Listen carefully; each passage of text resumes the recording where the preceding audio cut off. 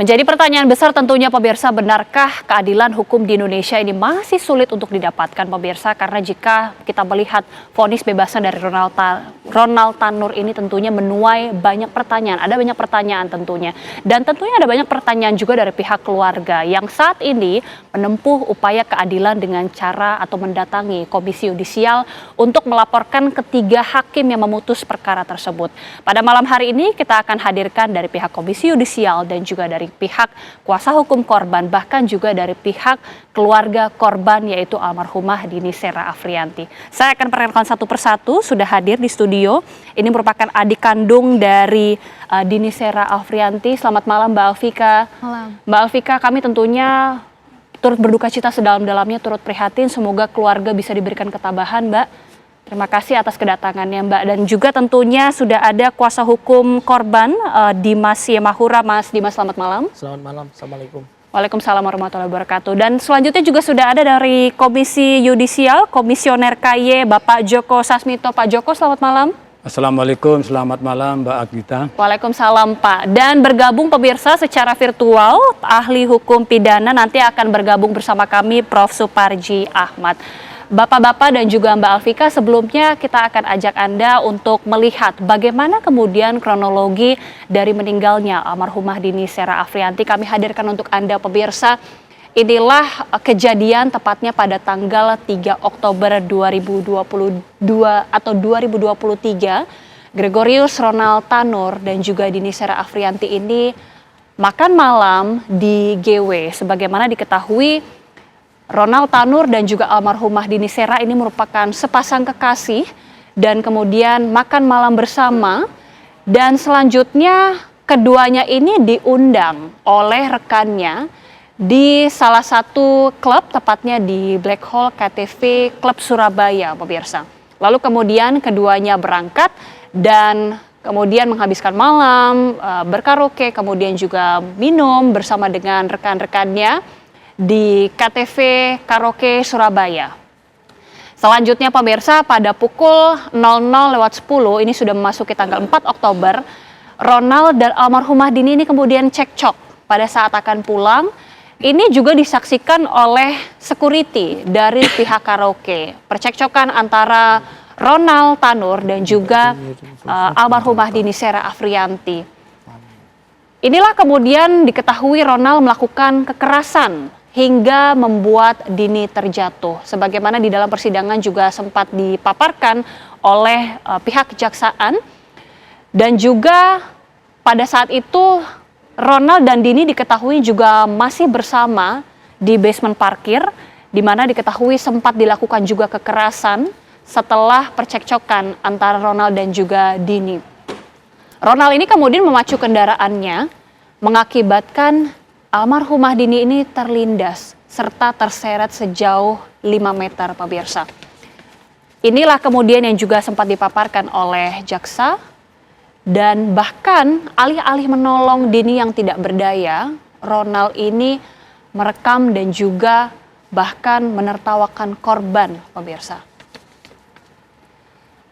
Kemudian diketahui pelaku Ronald Tanur ini memasukkan korban ke dalam bagasi dan juga membawanya ke apartemen korban setelah melakukan perbuatan kejinya tersebut. Sesampainya di apartemen, Ronald ini berupaya memberikan nafas buatan di saat mengetahui bahwa kondisi Dini ini sudah semakin tidak berdaya, bahkan sudah kritis akibat kekerasan dan juga kekerasan yang dilakukan. Mengetahui kondisi korban ini tidak bernafas, Ronald kemudian membawa Dini ke Rumah Sakit Nasional Hospital. Setelah sebelumnya Dini ini sudah dibawa ke apartemennya, dan ketika sudah dibawa ke rumah sakit pemirsa, almarhumah Dini dinyatakan meninggal dunia dan selanjutnya dibawa ke RSUD Dr. Sutomo untuk diautopsi. Itulah sekelumit kronologi meninggalnya almarhumah Dini Sera Afrianti pemirsa yang kami juga sudah himpun dari berbagai sumber yang kredibel. Tapi saya ingin mengkonfirmasi kembali kepada pihak keluarga, kepada Mas Dimas dan juga Mbak Alvika, apakah ini kronologi serupa yang diketahui oleh pihak keluarga dan juga kuasa hukum? Serupa. Ya, silakan jika ada yang ingin ditambahkan atau mungkin ingin direvisi, Mas Dimas. Ya, dari beberapa slide yang sudah saya cek tadi ya, kita lihat bersama ada beberapa revisi ya, yang itu menunjukkan fakta-fakta yang sedikit berbeda. Baik. Jadi pada saat ada gambar dari Dini itu berada di samping mobil ya, sebelum Ronald menjalankan mobilnya, Ronald mengetahui bahwasanya di sana itu ada Dini. Dan dia sudah mengatakan, kamu mau pulang nggak? Gitu. Posisi Dini di luar, Ronald di dalam.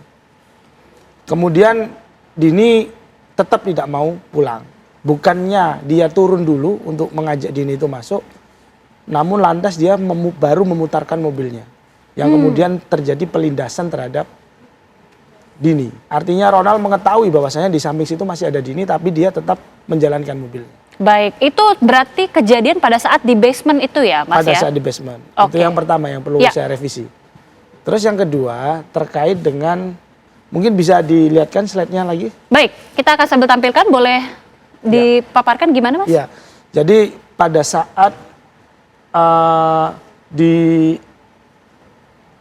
lanjut lagi. Ya, setelah adegan, setelah Ini. basement parkir ya? Ya, lanjut lagi. Kemudian dibawa ke apartemen ya?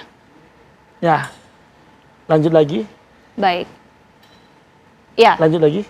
dibawa ke apartemen korban, Ya, yang kemudian setelah itu dibawa ke rumah sakit, betul ya, Mas ya? betul. Nah, ini juga kami revisi, mohon maaf ya. Iya. Jadi Mengetahui kondisi korban tidak bernafas, Ronald kemudian membawa Dini ke RS National Hospital. yang membawa bukan dia. Baik. Jadi yang membawa itu adalah atas inisiatif dari pengelola apartemen dan security apartemen Benson yang meminta agar Ronald membawa yang bersangkutan ke rumah sakit. Gitu. Yang perlu kami revisi, dan yang perlu diingat dari hasil pemeriksaan di National Hospital, analisa awal dokter di sana mengatakan bahwasannya korban meninggal 30 menit, sekitar 30 sampai 40 menit sebelumnya. Artinya bisa jadi sejak di dalam mobil atau mungkin di basement itu kondisi korban sudah meninggal dunia. Baik, oke. Ini kronologi langsung disampaikan oleh Mas Dimas selaku pihak kuasa hukum korban. Terima kasih Mas atas penambahan informasinya. Selanjutnya saya sebelumnya ingin menyapa juga narasumber selanjutnya dari ahli hukum pidana, Prof. Suparji Ahmad. Prof. Suparji, selamat malam. Selamat malam, Mbak. Baik. Prof. Suparji dan juga Pak Joko, nanti kita akan bertanya juga bagaimana kemudian dari kasus ini. Tapi saya ingin kembali ke Mas Dimas. Artinya kronologi yang disampaikan khususnya pada saat Ronald Tanur ini ingin membawa almarhumah Dini ke rumah sakit, ini bukan dari Ronald sendiri, tapi dari pihak security dan juga pihak pengelola apartemen, betul? Betul, itu dikuatkan. Bagaimana kemudian dari pihak security dan apartemen bisa mengetahui kondisi almarhumah, padahal kan sudah masuk ke apartemen Dini pada saat itu bersama dengan Ronald? Jadi begini, Ronald membawa mobilnya, jadi membawa korban dari black hole, dari basement, itu membawa ke apartemen Benson. Di sana ada pengunjung apartemen yang mengetahui Ronald akan mengeluarkan korban dari bagasi. Kemudian pengunjung ini membantu meletakkan di kursi roda. Di sana Ronald tidak mengakui, masih belum mengakui kalau korban ini dilindas oleh mobilnya. Hanya dia mengatakan sakit. Kemudian dia naik ke atas mengambil tas. Baik. Pada saat mengambil tas, dia masih bermaksud untuk meninggalkan korban ini. Yang kemudian ditegur oleh security apartemen dan pengelola apartemen dipanggil oleh security apartemen tersebut. Baik, ini tentunya adalah peristiwa yang sangat miris dan sudah menjadi perhatian publik. Keluarga rencana akan melaporkan hakim ini ke Komisi Yudisial. Mungkin dari Mbak Alfika sendiri ya, ini bisa sedikit bercerita bagaimana latar belakang keluarga akhirnya memutuskan ke Komisi Yudisial, Mbak, untuk melaporkan para hakim ini. Gimana ya? Atau mungkin bisa bersama dengan Mas Dimas juga. Ya. Kami melihat adanya suatu proses peradilan yang tidak berjalan dengan semestinya pada saat proses persidangan itu berlangsung. Artinya dari proses pemeriksaan saksi di persidangan, terus proses adjustment hakim, artinya hakim menilai peristiwa-peristiwa yang ada dan alat-alat bukti yang ada. Kami merasa di sana ada ketidaknetralan dari hakim terhadap penilaian-penilaian tersebut, yang berujung di mana pertimbangannya itu jauh berbeda dengan fakta-fakta yang tersaji berdasarkan alat bukti di persidangan. Sehingga akhirnya kita ketahui bersama ternyata putusannya adalah membebaskan terdakwa dari segala tuntutan. Ini yang sangat-sangat mengecewakan bagi kami. Oke. Dan rencananya esok akan melaporkan ke Komisi Yudisial. Iya. Baik, saya langsung ke Pak Joko. Pak Joko, ini sudah mendapatkan informasi ini sebelumnya atau memang masih menunggu esok pelaporan dari pihak keluarga? Oke, terima kasih Mbak Anggita. Terus terang aja saya sudah mendapat informasi dari teman-teman dari Biro Waskim bahwa besok pagi ada laporan ya yang datang ke Komisi Yudisial yang dihadiri oleh kuasa hukum termasuk keluarganya. Mungkin perlu saya informasikan ya ke media bahwa artinya sebelum adanya laporan yang datang ke Komisi Yudisial, artinya Komisi Yudisial sudah merespon cepat ya. Artinya hal ini sangat memahami bahwa adanya putusan bebas dari Pengadilan Negeri Surabaya tersebut, sehingga Komisi Yudisial ya mengambil inisiatif bahwa walaupun belum ada laporan pelapor, tetapi karena ini mendapat Sorotan luar publik biasa ya, sorotan publik termasuk media, sehingga inisiatif itu diambil oleh Komisi Yudisial sehingga menerjunkanlah tim investigasi termasuk pengawasan hakim untuk mencari data-data pendukung tentang dugaan pelanggaran kode etik yang dilakukan oleh majelis hakim. Nah, terus terang aja kalau misalnya besok ada pelapor yang datang di Komisi Yudisial, itu akan memudahkan bagi Komisi Yudisial, akan fokus kepada laporan tentang dugaan. Itu kalau misalnya ada laporannya kan udah jelas. Ya. Artinya harus dinilai pokok laporannya sudah memenuhi syarat apa tidak.